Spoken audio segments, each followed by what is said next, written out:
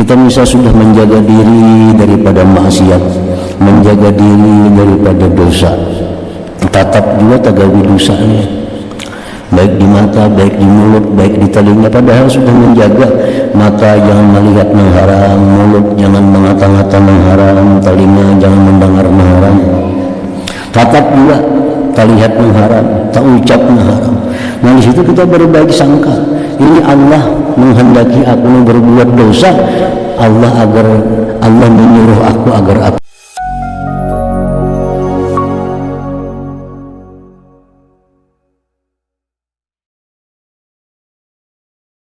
Ada orangnya miskin, orangnya kada bagus, orangnya pulang kada beribadah, mati ke neraka. Yang saya kong ini orangnya mana kaya, mana takwa, mana bagus orangnya, matinya ke surga. Seolah-olah tidak kada adil. Padahal itu keadilan daripada Allah. Cuma ukuran keadilan itu kita kadang menjangkau akal pikiran kita. Tapi yang jelas Allah menyatakan bahwa apa yang dilakukan oleh Tuhan itu adalah adil. Hukumnya, misalnya laki-laki waris dapat 1, bini-bini dapat separuh. Itu pindah kada kayak kada adil modelnya. Bini-bini mana maharagu lawan kuitannya, orang tuanya. Yang perempuan ini yang menjaga, merawat, memelihara. Si laki-laki ini kada tahu manahu, orang tuanya garing. Begitu mati dapat warisan, laki-laki ini double. Nah bini-bini dapat cuma separuh. Nah, kelihatannya pindah kada adil tuh hukum tuh. Tapi sebenarnya itu adalah adil. Sebenarnya itu adil. Jadi termasuk sesuatu yang wajib kita i'tikadkan di dalam hati kita, bahwa apapun yang diperbuat Allah, apapun yang diputuskan, dihukumkan oleh Allah, baik di dunia maupun di akhirat, itu adalah adil. Karena Allah tidak zalim, tidak menganiaya seorang juga pun daripada hamba-hambanya ini. Nah, jadi dua laki-laki tadi diangkat dari neraka, dibawa ke hadapan Tuhan. Biar Tuhan, ikam masuk neraka ini akibat ulah ikam juga. Aku tidak suka menganiaya hamba-hambaku, jar Tuhan, tetapi kalian sendiri yang menganiaya diri kalian itu. Nah habis itu maka dia mengembalikan laki-laki itu ke neraka. Ya Tuhan, wahai malaikat, ini dua orang suruh ulik ke neraka. Jadi wahai Fulan bin Fulan, kembalilah kamu ke neraka. Tuhan nak menyampaikan itu benar ya?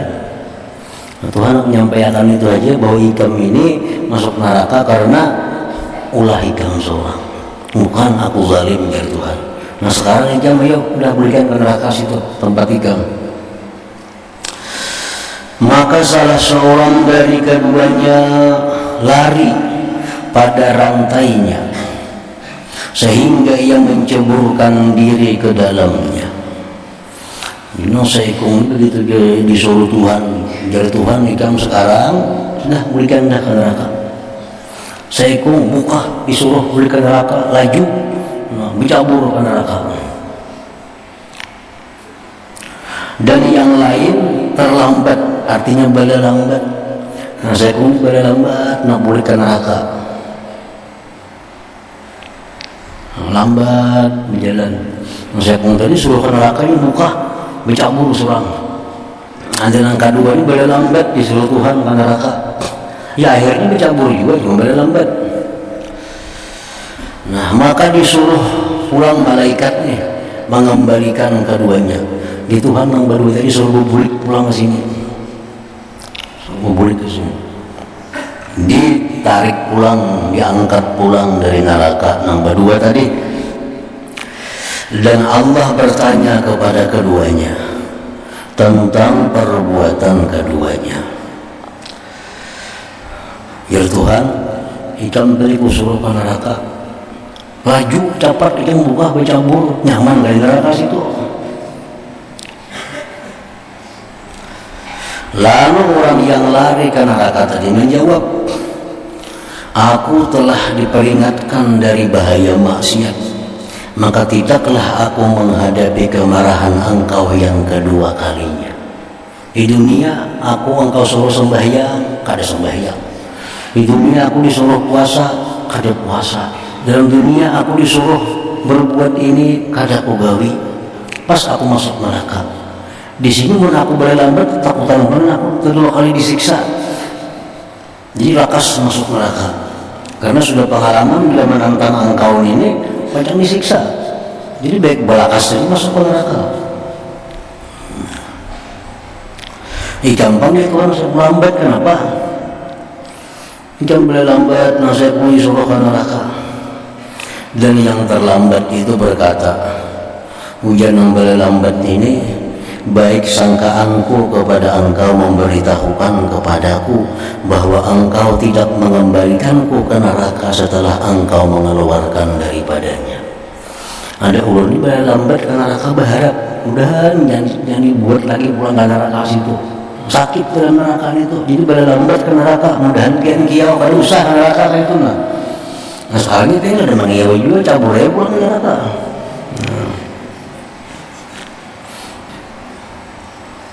Jadi yang satu ini belaju ke neraka itu karena perintah Tuhan, atau yang saya ini lambat ke neraka berbaik sangka lawan Tuhan mudahan disuruhnya bulik terjadi ke neraka situ.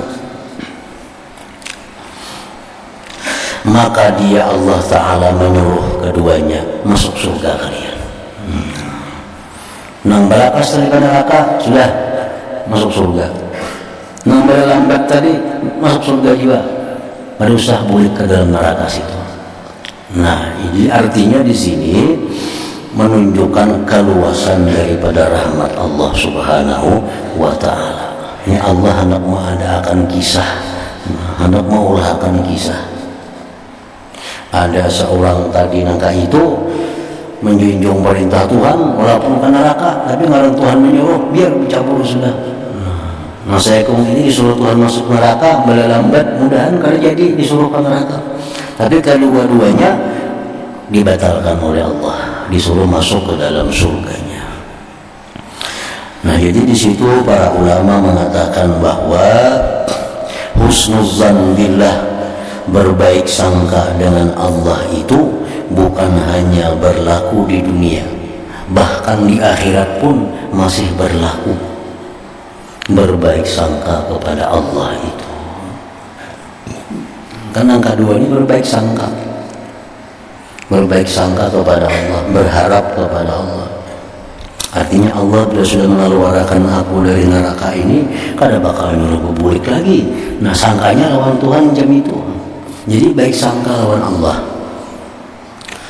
Nah Rasulullah SAW menyatakan dalam sebuah hadis, husnuzan billah samanul jannah. Artinya berbaik sangka dengan Allah itu adalah merupakan harganya surga.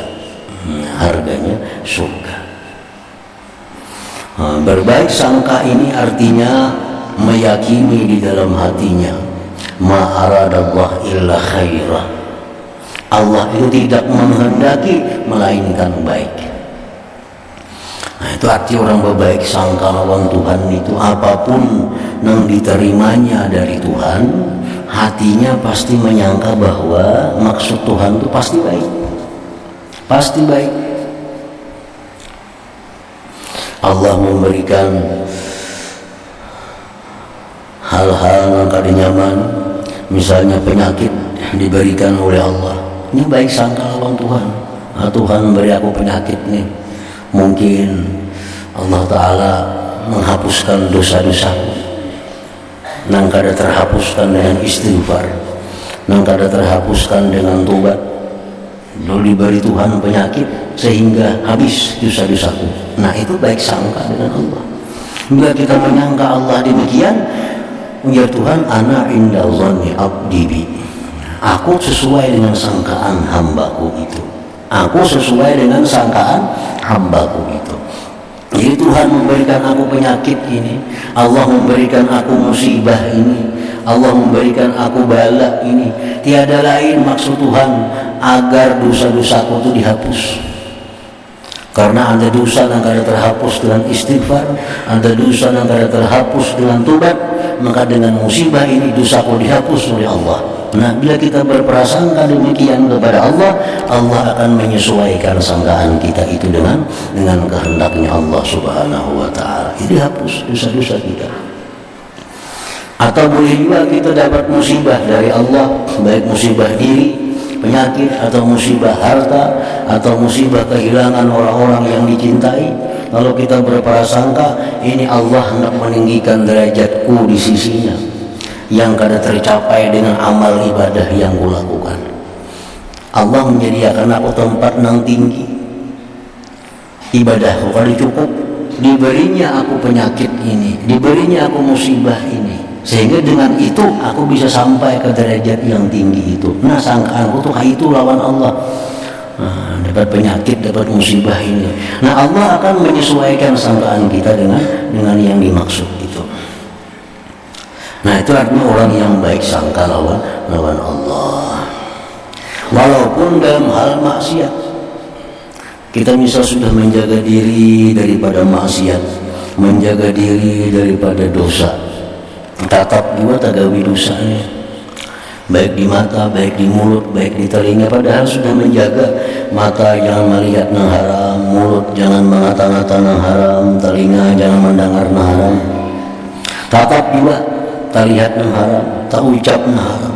Nah, di situ kita berbaik sangka, ini Allah menghendaki aku berbuat dosa, Allah menyuruh aku agar aku bertobat kepadanya, Allah menyuruh aku agar aku istighfar kepadanya, Allah menyuruh aku agar mengakui bahwa aku ini kada bisa menghindar daripada dosa kalau kada dapat pertolongan daripada Allah Subhanahu wa taala. Nah, walaupun maksiat tapi dengan baik sangka itu, maka maksiat itu akan menjadi pahala yang besar. Nah, maksiat itu jadi pahala yang ganal karena kita lakukan, kita sikapi dengan cara yang demikian tadi. Gawi maksiat sudah aja bahindar, tatap juga tagawi baik sangka lawan Tuhan. Ini Tuhan menghendaki aku agar aku minta ampun lawan ini.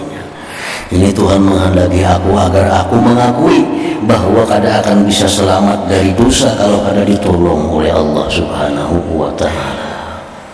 Nah, ini husnudzan billah. Apalagi orang yang sudah dalam keadaan sakit-sakitan, dalam keadaan kada kawan lagi beribadah banyak, sudah dalam keadaan uyuh. Nah, itu sangat disuruh oleh Nabi kita berbaik sangka kepada Allah. Ngitilam aja lagi berapa gulang galik kada kau lagi sembahyang kayak orang kada kau lagi, sudah salabahan lama. Nah, orang seperti ini paling bagus sudah husnudzan, berbaik sangka dengan Allah, berbaik sangka lawan Allah. Allah mengampuni dosa-dosaku yang telah lalu, Allah menerima amal ibadah yang kuperbuat yang telah lalu, Allah mematikan aku dalam husnul khatimah. Nah, berbaik sangka kepada Allah, terutama dalam keadaan menjelang akhir hidup itu. Rasulullah bersabda, la yamutu ahadukum hatta yuhsina dzannahu billah. Nah, janganlah mati salah seorang kamu melainkan dalam keadaan baik sangka terhadap Allah Azza wa Jalla.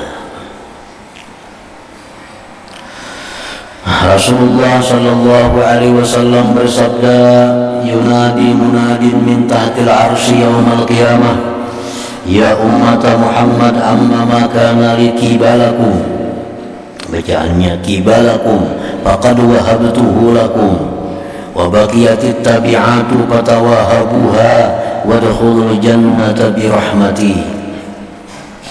Artinya menyeru dari bawah arsy pada hari kiamat. Allah menyuruh malaikat mengumumkan, wahai umat Muhammad, adapun apa yang ada bagiku di sisimu, maka aku memberikannya kepadamu, dan tinggallah tanggung jawab di antara kalian sesama manusia. Nah, artinya pengumuman di bawah arasy Allah itu malaikat mengumumkan, wahai umat Nabi Muhammad, bahwasanya dosa-dosa kalian yang lakukan kepada Allah itu Allah berikan semua, Allah maafkan. Kan dosanya ada hubungannya lawan Allah, kadang menyangkut paut dengan orang lain, kayak orang minum arak contohnya, itu dosanya lawan Allah, dosanya hanya hubungannya dengan Allah. Apalagi contohnya orang yang kada sembahyang, itu dosanya hubungannya dengan Allah. Orang yang kada puasa itu hubungannya dengan Allah. Nah, jadi dari malaikat ini Allah memberitahu bahwa dosa-dosa kalian yang berhubungan dengan Allah itu diberikan oleh Allah Subhanahu wa ta'ala. Tinggal lagi dosa-dosa yang antara kalian dengan kalian. Nah, tinggal lagi urusan kezaliman-kezaliman kalian dengan kalian. Itu lagi yang ditimbang, itu yang diukur, itu yang dihisap, yang dihitung. Maka Allah menghimbau, ya Tuhan, hendaklah saling memberi kamu. Ya Tuhan, hendaknya saling memaafkan, saling meridhakan satu dengan yang lainnya. Masuklah ke surga dengan rahmatku. Nah, jadi artinya di situ Allah memulai bahwa Allah memaafkan orang-orang yang berdosa kepada Allah, dan orang-orang yang dizalim ini pun disuruh oleh Allah untuk memaafkan orang-orang yang menzalimnya di dunia itu, supaya bisa masuk surga semuanya ya Tuhan. Tapi yang dizalim ini kada langsung mau memaafkan itu, sebelum tahu apa garang balasannya mau memaafkan.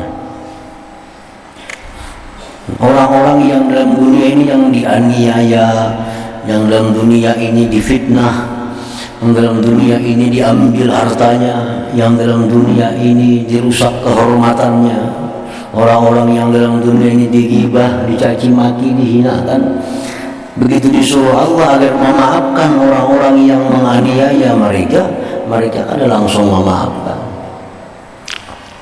Mereka hendak tahu dulu nasib mereka kayak apa. Maafkan kena muncul seorang kada jadi apa-apa. Nah, jadi ini manusia ini di akhirat itu adalah musyahah, saling berbantah-bantahan.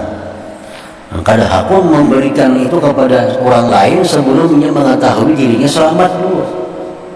Nah, kalau sudah meyakini dirinya selamat, dia mau diberikannya. Nah, sehingga Allah memanggil, menyidang dua orang.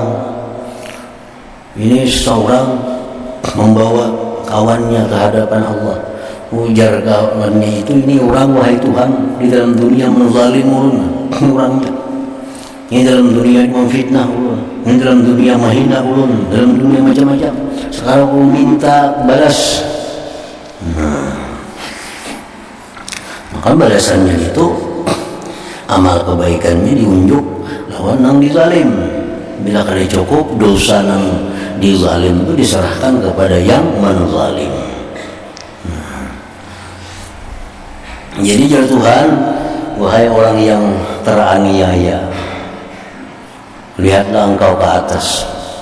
Nah, melihat ke atas ada gedung yang sangat indah, sangat besar di atas. Ujar si laki-laki tadi, ampun siapa nih Tuhan, Tuhan gedung itu. Ujar Tuhan, itu ampun ikam mau.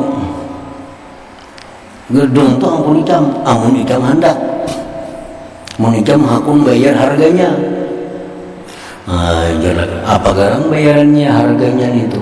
Nah, jar Tuhan mau ikam hakun mau maafkan ini orang nih. Mau ikam hakun marilah akan kawan ikam nih. Nah, ikam ambil dah gedung itu. Nah, hanya memaafkan ini. Namun itu ulun maafkan kesalahan-kesalahan kawan ulun ini. Sudah melihat ada balasan yang diberikan oleh Allah Subhanahu wa ta'ala bila memaafkan dapat itu. Dan itu pada berlaku untuk semua orang. Memang ada Allah menghadapi dalam sidang itu kepada manusia dengan demikian, Nah, ada Allah menyikapi manusia yang disidang itu dengan keadilannya, maka akan dihitung, benar-benar dihitung satu persatu. Kadada istilah ditawari yang demikian itu ini kadada. Jadi Allah Subhanahu wa Ta'ala di akhirat itu antara menyidang si fulan dengan si fulan itu ada sama. Yang tadi kan nyaman ya, boleh jamaah apakan kan gue beri surga, kan gue beri gedung, kau naiknya maapakan, maunya maapakan, dilihatkan sudah tempatnya. Tapi kada semua orang macam itu. Nah, ada yang kata dihiraukan oleh Tuhan hitung. Nah, hitung. Ijam pernah menggibah ini, ijam pernah memitnah ini, ijam pernah mencela ini, ijam pernah mengambil harta ini. Bayari amal kebaikan ijam berapa? Nah, kalau cukup wahai Tuhan, tanggungan dosanya. Nah, ada juga Allah menghadapi orang, menyidang orang dengan seperti demikian itu.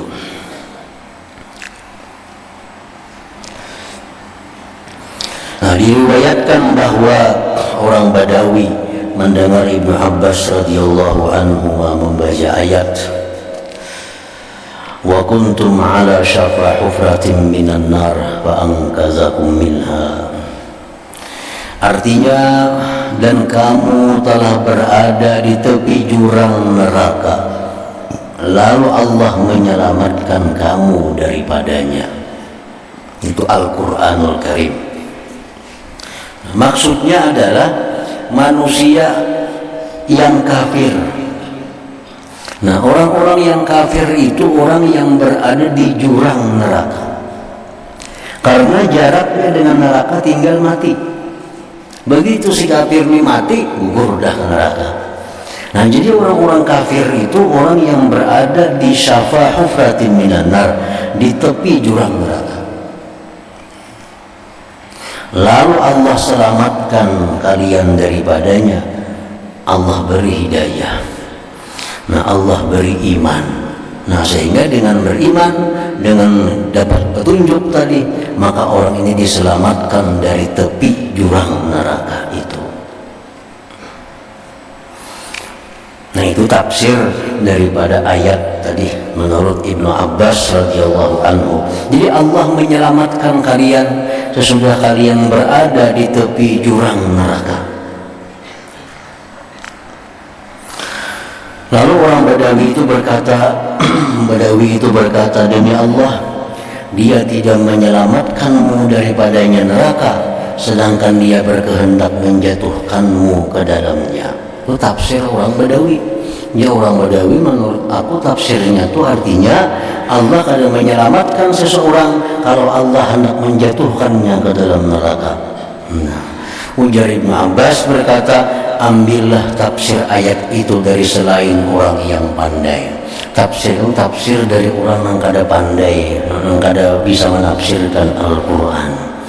Nah, kalau tafsir yang sebenarnya itu adalah bahwa kalian berada di tepi jurang neraka, artinya kalian dalam keadaan kafir. Maka Allah beri iman, beri petunjuk, maka selamatlah kalian daripada neraka itu. As-Sunabihi berkata, saya masuk menghadap Ubadah ibn Samit, sedangkan ia dalam keadaan sakit yang membawa kepada kematian. Lalu saya menangis, ujar Sunabihi ini, nangis. Maka Ubadah bin Samit berkata pelan-pelan, mengapa kamu menangis? Maka demi Allah, tidak ada satu hadis pun yang aku dengar dari Rasulullah Sallallahu Alaihi Wasallam yang bagimu ada kebaikan padanya, melainkan aku ceritakan kepadamu selain satu hadis. Jadi Ubadah bin Samit, semua yang aku dengar daripada Rasulullah itu semua sudah aku sampaikan. Hanya ada satu hadis lagi yang belum aku sampaikan. Dan akan aku hadiskan kepadamu pada hari ini, dan sungguh telah diliputi dengan diriku. Artinya aku dalam keadaan sudah sakaratul maut. Nah, khawatir kalau ini kada disampaikan kena aku berdosa. Aku mendengar Rasulullah Sallallahu Alaihi Wasallam bersabda, man syahida an la ilaha illallah wa anna Muhammadar Rasulullah harramallahu alaihin nar. Artinya barang siapa bersaksi bahwa tidak ada Tuhan selain Allah dan bahwa Muhammad adalah utusan Allah, niscaya Allah mengharamkan neraka atasnya. Nah, itu hadis ku dengar dari Rasulullah dan terakhir ku sampaikan. Artinya siapa yang mengucap dua kalimat syahadat itu tubuhnya haram dimakan api neraka.